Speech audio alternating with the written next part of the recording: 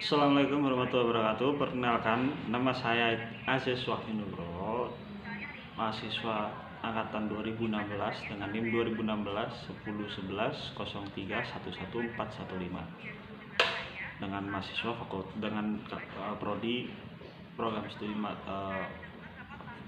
Fakultas Hukum.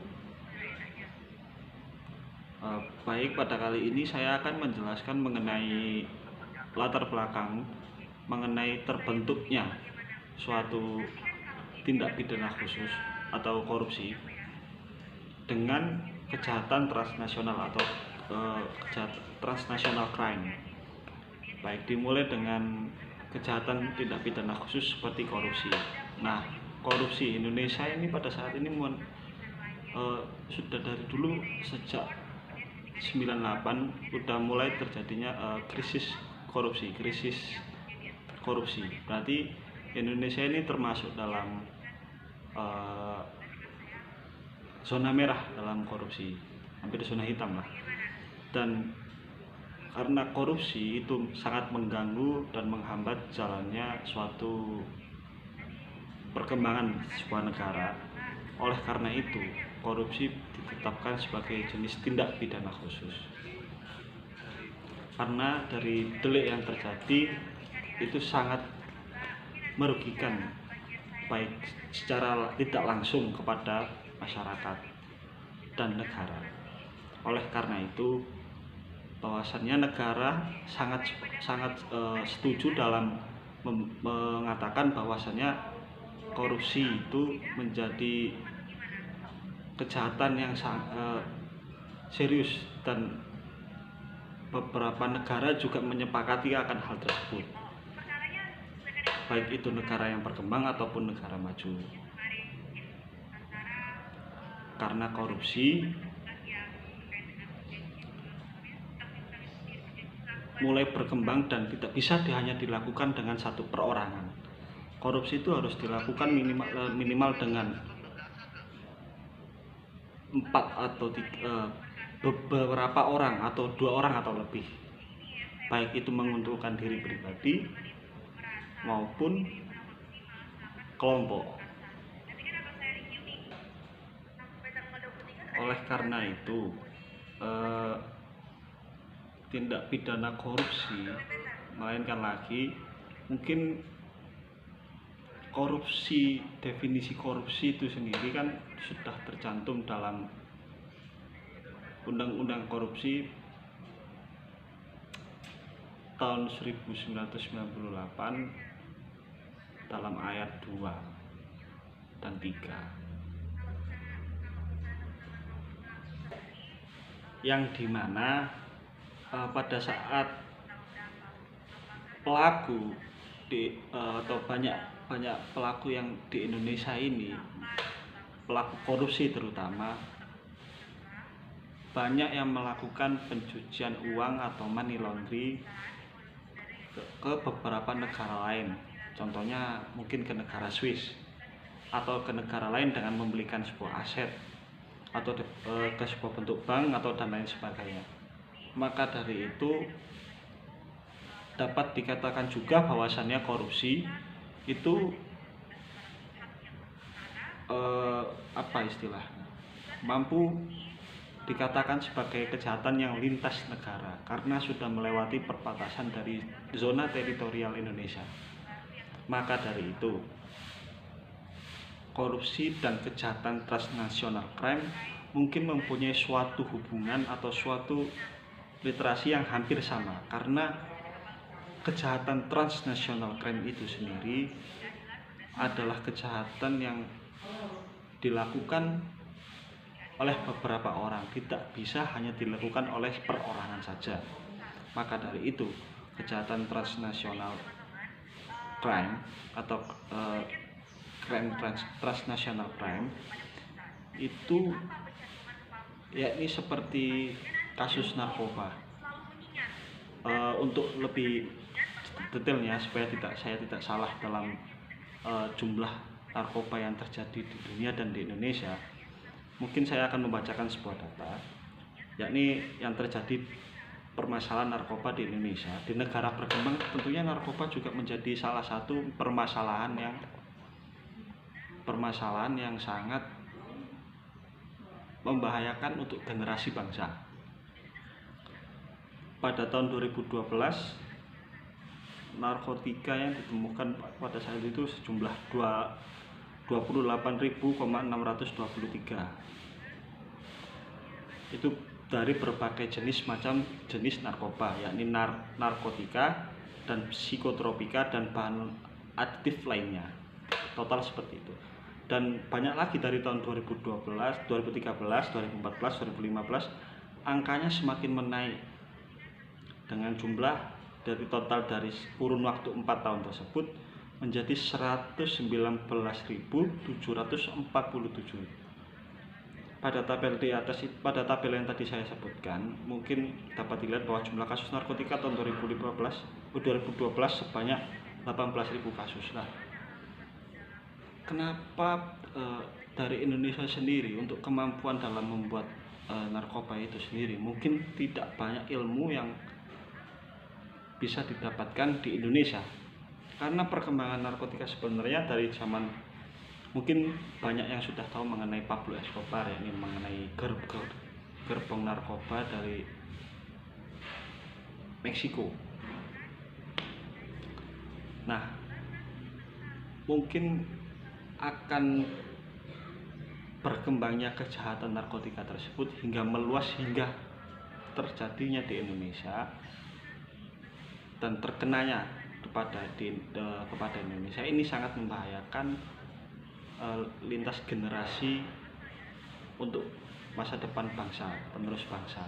Maka dari itu, bahwasannya narkotika ini juga sangat meresahkan karena dirasa sangat merugikan untuk bagi penerus-penerus bangsa lainnya, dan beberapa negara sangat memerangi akan bentuk narkotika tersebut, kejahatan narkotika tersebut. Nah, maka dari itu, karena itu kesamaan antara korupsi dan kejahatan transnasional atau narkotika tersebut itu zona teritorialnya tidak dalam sebuah satu negara, melainkan di beberapa negara, lebih dari satu. Itu salah satu hal yang menjadikan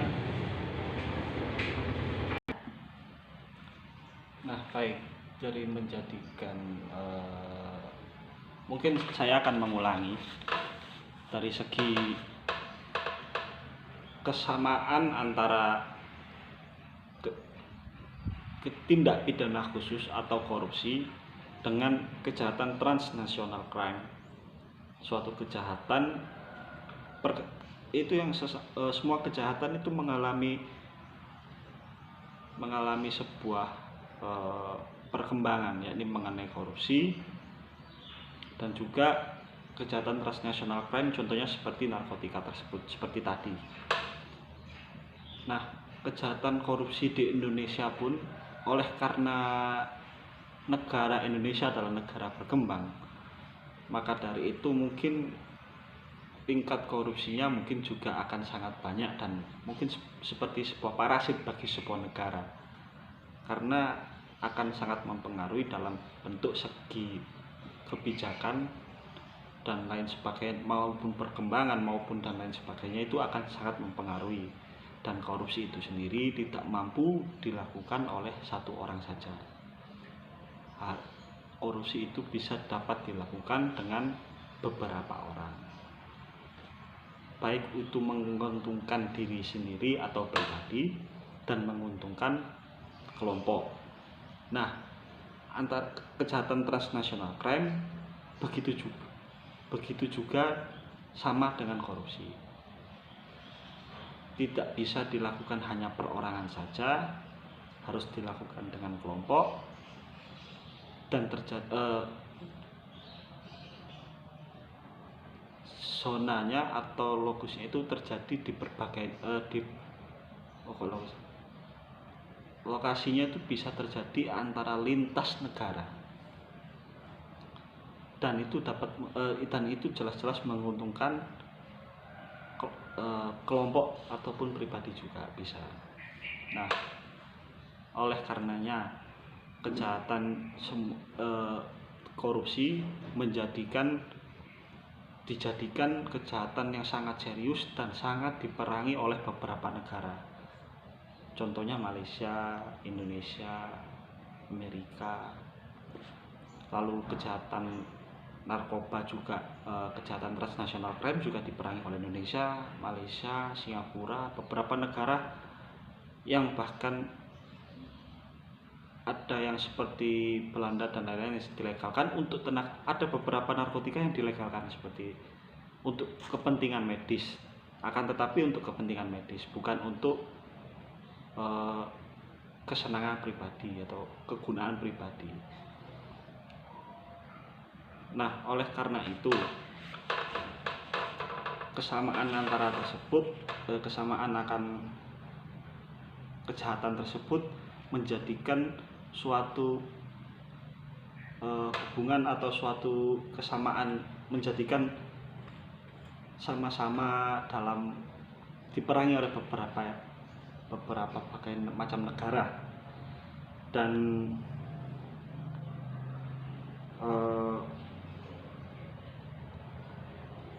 pencucian uang, menerapkan pencucian uang sebagai kejahatan transnasional tindak pidana khusus. Pencucian uang sebagai kejahatan transnasional tindak pidana khusus. Nah, seperti yang saya jelaskan tadi, bahwasannya pelaku korupsi itu melakukan demi keamanannya atau tidak diketahui demi menghilangkan jejak atau memperumit jejak penyidik dalam melakukan tugasnya untuk mengetahui siapa saja yang di dalam melakukan korupsi tersebut. Agar aman, maka dari itu dilakukannya money laundering, yakni seperti membeli aset di luar negeri atau dimasukkannya ke dalam bank Swiss, bank yang mungkin tidak terpikirkan oleh kita sendiri. Dan mungkin mereka, para koruptor itu, melakukan pencucian uang yakni dengan ke sebuah negara yang tidak mempunyai hubungan baik dengan Indonesia atau hubungan sebuah hukum di Indonesia dan lain-lain sebagainya. Nah, itu yang membuat tugas dari penyidik ataupun aparatur negara dalam menyidik tindak pidana korupsi juga mengalami kesusahan, baik juga dalam kejahatan narkotika tersebut. Maka dari itu kinerja dari negara harusnya juga sama-sama, dari kita juga harus mengupayakan atau menyuarakan lebih lagi untuk bahwasannya dalam dua kejahatan tersebut menjadi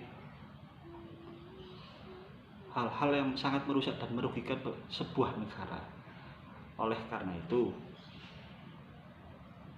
narkotika dan korupsi adalah hal yang merusak, bukan hanya merusak sebuah negara, melainkan merusak harga diri dan generasi bangsa. Nah, mungkin dari korupsi itu sendiri banyak orang yang tergiur akan korupsi. Akan tetapi seperti contohnya yang kemarin, mungkin yang lagi hangat-hangatnya seperti Harun Masiku, mengenai mungkin kalau tertangkapnya sebuah kasus Harun Masiku tersebut akan terkuat juga berbagai macam suap-suap yang dilakukan oleh Harun Masiku mengenai entah itu wali kota ataupun ya mungkin sebuah presiden juga bisa. Akan tetapi itu lagi, kekuatan sebuah negara itu kan bisa dilihat dari kemampuan dalam menyidik Harun Masiku tersebut. Seperti contohnya, kalau contoh kasus lain narkotika, saya pernah magang di BNN Provinsi Surabaya, ini BNN pusat dari Jawa Timur.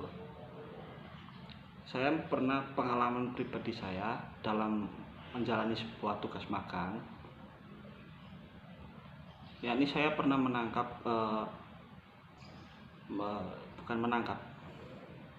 mengikuti alur penyidikan yang dilakukan oleh pihak BNNP terhadap gembong narkoba, yakni transaksinya sebesar 8 miliar lebih, 8,8 miliar, yakni dengan sabu seberat 9 kilo lebih, 9 kilo kurang lebih. Dengan nilai yang sangat fantastis tersebut, mungkin juga itu 8,8 miliar itu saja bisa mengalahkan tingkat korupsinya Pak Anton yang sebagai wali kota Malang tersebut yang kemarin. Heran kan? Wah, sangat bagus sekali. Ya mungkin dari situ. Oleh karena itu, mungkin korupsi menjadikan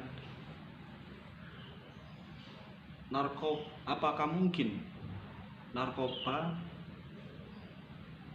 bisa membuat orang korupsi? Wah, sangat mungkin. Banyak dari pejabat Indonesia juga mungkin yang ya itulah kesalahan dari kita sendiri ya. Mungkin kita sebagai pemilih dan penyedia kayak seumpama jasa partai itu menyediakan orang yang tidak berkompeten dalam bidangnya untuk menjadi pejabat, seperti contoh yang mengambil dari artis-artis.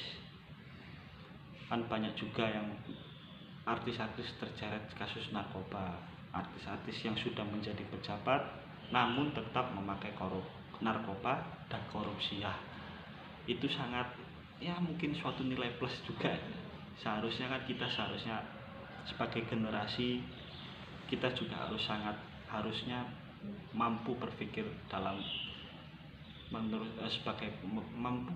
sebagai generasi bangsa yang seharusnya mampu mengembangkan negara ini akan menjadi negara adidaya, karena sudah menjadi kewajiban rasa nasionalisme itu ditumbuhkan. Nah, saya membuat video ini adalah sebagai tugas ujian akhir semester dari mata kuliah kejahatan transnasional crime. Nah, yang dimana mata kuliah tersebut diajar oleh Bapak Yaris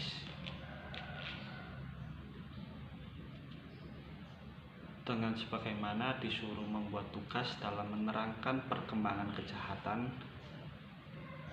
antara sinergi perkembangan kejahatan transnasional crime dan tindak pidana khusus. Kita harus menerangkan apa sinerginya dan kesamaannya yang menjadikan ini sebuah kejahatan lintas negara dan banyak dimusuhi dan disuarakan untuk diperangi oleh sebuah negara. Saya mahasiswa Nugroho dari Fakultas Hukum mungkin hanya bisa menerangkan hal yang seperti itu. Kurang lebihnya atau materi yang saya sampaikan akan itu saya mohon maaf sebesar-besarnya, dan semoga kita tetap sehat, tetap menjaga kesehatan dengan social distancing, dan semoga pandemi ini tidak dijadikannya sebuah kelemahan akan negara dalam menindaklanjuti beberapa kasus tersebut. Mungkin yang dialami negara banyak sekali yang dialami dengan korupsi dan lain-lain sebagainya, mungkin akan sangat berkembang karena fokus kita pada pandemi. Jadi kita sebagai anak muda tetap melihat bagaimana arah negara, langkah negara dalam menindaklanjuti dua hal ini tersebut. Karena negara Indonesia akan lebih maju jika tidak adanya korupsi atau pelaku korupsi dan pelaku tindak kejahatan transnasional crime, yaitu narkotika. Narkotika dapat merusak bangsa, moral bangsa, dan generasi bangsa, dan korupsi dapat merusak semuanya. Oleh karena itu, saya siswa Nugroho, terima kasih sebelumnya. Mohon maaf jika ada kekurangan, kurang lebihnya. Assalamualaikum warahmatullahi wabarakatuh.